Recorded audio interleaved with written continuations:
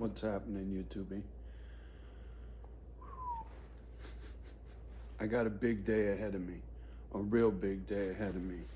And about to get started. What time is it? Yeah, it's a little after 9 o'clock in the morning.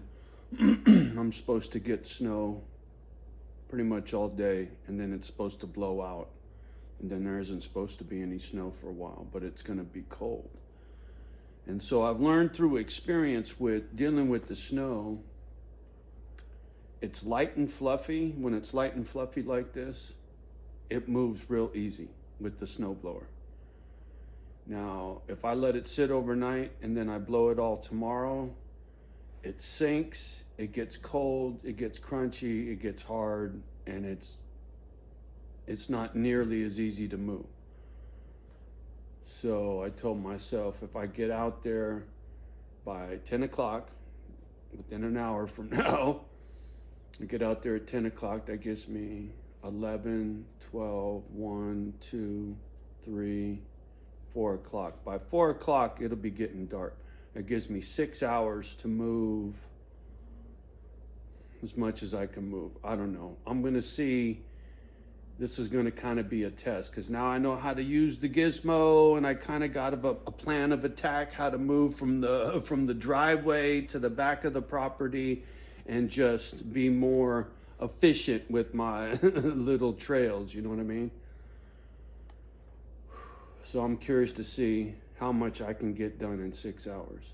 It helps for me to gauge so that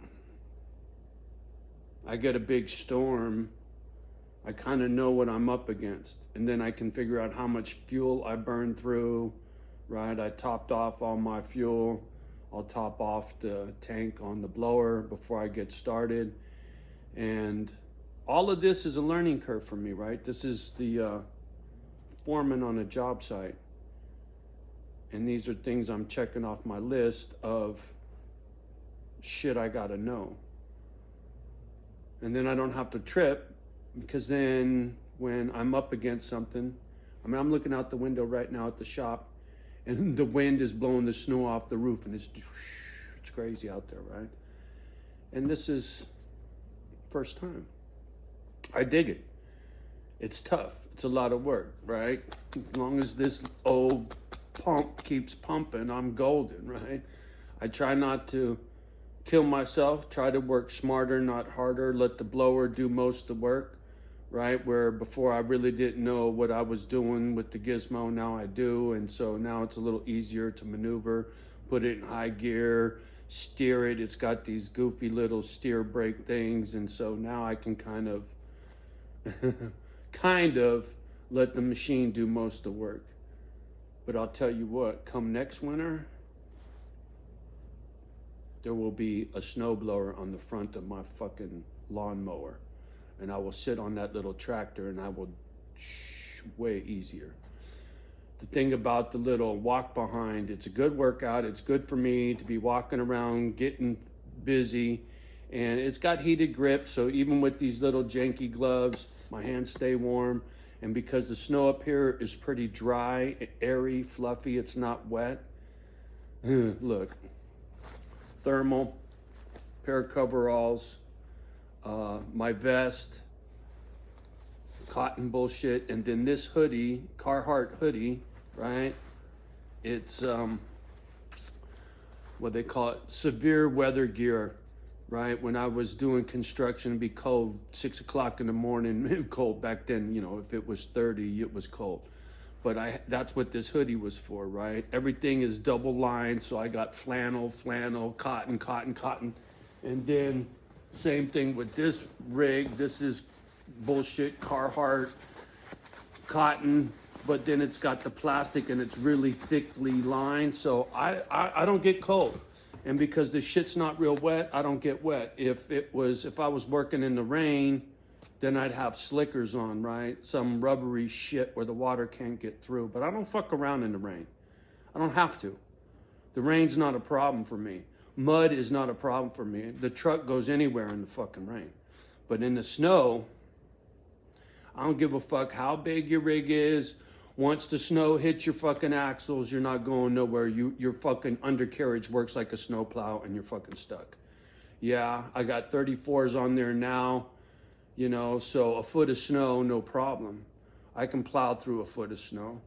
But, you know, if it gets to 2 feet and it starts piling up, you're fucking stuck somewhere, right? Fuck all that. So why, right? And so anyway, that's why I stay on top of the property, because it's in my best interest. It's my front yard, right? The shit I move, it gets out of my way. Why should I be lazy and shoot myself in the foot? Not a chance. I might be 60, broken, can hardly breathe, fucking surgery on both knees, spine, lungs, blah, blah, blah. But you know what? I still put the fucking gloves on, man. Just saying, you know. I don't know. I gotta imagine most 60-year-old snowflakes out there in the world, right? They're not doing what I'm doing.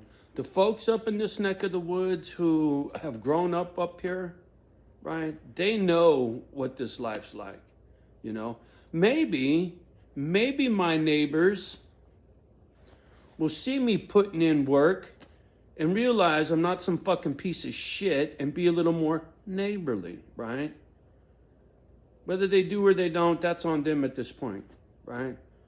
You step to me and you're cordial, you'll get cordial right back. I've been friendly and nice, even when the Klan was next door and they were all over there and I was hooting and hollering. And then when I realized what was up, I apologized and I was all nicey nice. And since then, we ain't said 2 fucking words to each other, me or any of them. Any of you, if you're watching. I mean, I ain't talking about nothing that just it is what it is. And that's fine, right? Because once the fence goes up, that's the way it's going to be anyway. You know, until further fucking notice. Just saying. So, anyway, this 60-year-old man finna to put these fucking gloves on, grab a hold of that gadget out there, and start mowing snow, Holmes, for the next 6 fucking hours and hope I fucking drop out in the fucking driveway somewhere. No, I'm just talking shit. I try to be careful, right? I try to maintain this because it's a bitch to walk in. The girls don't like it, slip, slide, blah, blah, blah. And I don't really have a fucking choice, right? So anyway, there you go. This is kind of play-by-play bullshit, you know. I got a lot of soap opera fans out there that watch closely to my fucking nonsense. Plus, this is my first season, so this is kind of like, you know, my journal work for my first season on the homestead, right? Think about this. 10 years from now, when Misfit Island's all up and running, and this is the first of fucking 4 or 5 by that time, 10 years from now, I bet you I got a half dozen spots going. How much you want to bet? 10 years from now. That's my new 10-year plan, to have 6 of these up and running. You know, not on my dime, on your fucking dime, right? That's philanthropy work. I ain't got no money for that, but I can get the money from you, and then I can put the gloves on, right? That's easy. Point fingers. Get on that backhoe, move that shit, do this, do that. Ooh, now look, now you got a house, let's boo, boo, boo, and everybody's happy, man. See, the thing about Misfit Island, everybody, it's going to be like co-op shit. Anybody that puts in work, that puts the gloves on, and you're part of the permanent Misfit crew, you're not just vacation, come in, out, which I hope to have a bunch of too, visitors, right? Like Airbnb, come see, you put money in the tip jar kind of thing. I'm down with that. But for the ones that are lifers, right? We'll figure out a way, whether it's carve off a fucking acre and build you a house and then give you the deed to that acre so that you got your skin in the game, right? Everybody wants to feel like they accomplished something and have something to show for their efforts. Personally, right? I don't mind that at all. See, it's kind of like that whole barn raising that these people up, right? It's like, I like the what do you call it? Butter, the Amish. I think that's what they are, right? Amish folk up here, right? And they do barn raisings, right? Where all their Amish folk get together and help each other raise the barn, homie. So what I'm hoping for, 10 misfits, that means each one of those misfits have physical ownership of part of Misfit Island, right? You got skin in the game. Permanent, real skin in the game. My gadget, man. It has timing, I swear.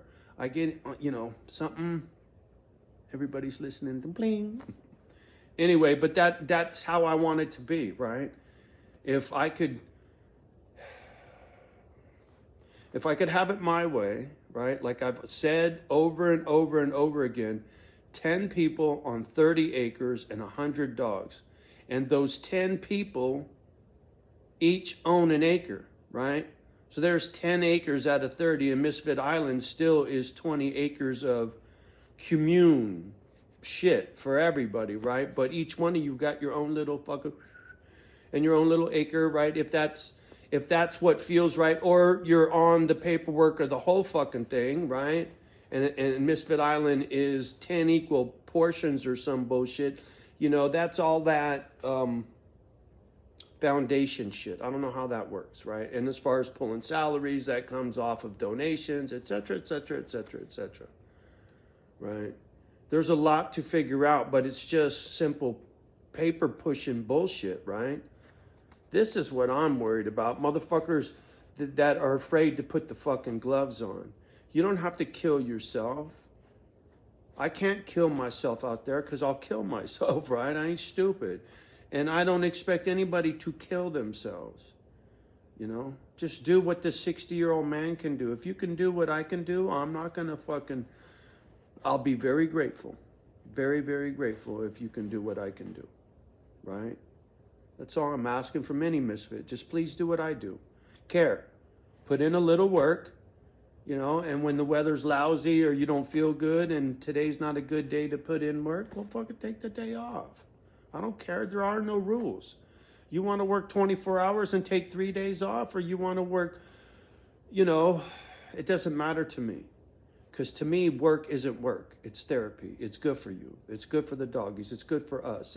It's good to put the gloves on, get your fingernails dirty, change the oil, right? Pick some potatoes, right? Whatever the deal is with the trailer and that story, the one thing through that story, the rumor had it, the people that lived in this house had a potato field. Grandma had a potato field because the gal that bought that trailer is supposedly the grandmother or the granddaughter of the gal that lived in this house. I'm pretty sure that's what she said. And so she said, there's a little bald spot on my property over here. I know right where it's at.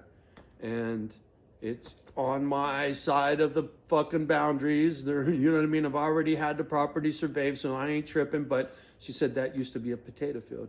How much you want to bet? If there was a field of potatoes out there at one time and it ain't been fucked with in a long time, I bet you there's wild potatoes growing out there. How much you want to bet? Not to mention the big grapevine in the front yard, the apple trees, these little choke cherry trees, and the this and the that. There's all kinds of food. That's what I meant to do, food, not money. But, just like the maple trees, the grapes, the apples, whatever, that doesn't get consumed can be sold in market, right? It's like the Amish folk, and they sell their butter in the local grocery store. The thing is, a lot of folk up here have their own naturally grown food, right? There's no market for it for me to try to peddle food. But I could, if I had people to help me harvest and find a way to take the apples and take all this stuff and turn it into dog food, every day fresh dog food, especially if you got 20, 30 dogs, 50 dogs, 100 dogs. If you're taking down apples and you're grinding them up with a little bit of hamburger meat and a little bit of this, a little bit of that, and the dogs are eating real natural food. They're not eating some garbage out of a bag. And there's plenty of it growing right here on the property, so why not, right? Plus whatever potatoes you grow and milk, eggs, chickens, right? Eggs are good for a dog, protein, right? There's a lot of, see, I'm not really thinking about the humans. Everything's, for me, it's about the dogs. So that's how things are going to be, right? There's going to come a time where I'll have chickens. Even if it's just me and these dogs, I can tend to chickens, right? I can cut the chickens loose. I can pin them in where they're eating bugs and they're free range roaming chickens making me some yum yum eggs. And me and the doggies are eating really, really good eggs. That goes right there with this really, really good meat, right? I'm all about the protein, right? I might not be messing with the apples, but the doggies might like some apples in their dog food. Who knows, right? With their eggs and their hamburger, right? I'm not a hunter. I'm not going to be harvesting deer, but I could, right? I could go get tags and this and that, and the same thing for fishing. I could get a fishing license and I could go get fish in the river, right? I like fish if it's cooked right. I just don't like to mess with fish and cook fish, and I don't particularly care for the taste or the smell unless it's white fish, right? And that doesn't have a lot of flavor, like orange roughy. That's my kind of fish. That comes out of the ocean. You know, I don't know what the fish tastes like up here. Maybe it's pretty good. But the nice thing is it doesn't matter. I can walk to the river. I could walk in the yard and pick an apple. I like that. Put the gloves on. All right, so I think I've stalled long enough. Yeah, what time is it? 9:22. My radar special something, your location, special weather. Oh shit, great. I'll have to check the radar. I thought things were going to taper off. That's why I kind of been wasting time, because the snow is supposed to lighten up as the day goes on, hopefully. Because it's kind of brutal when you're squirting that stuff and the wind's blowing it back in your face. It ain't no kind of fun. And some spots you just got to blow it in a certain direction because you got nowhere else to put it.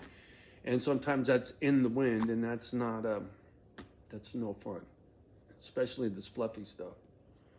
All right, I stalled long enough. I got to get after it. Finish the coffee. Put the gloves on.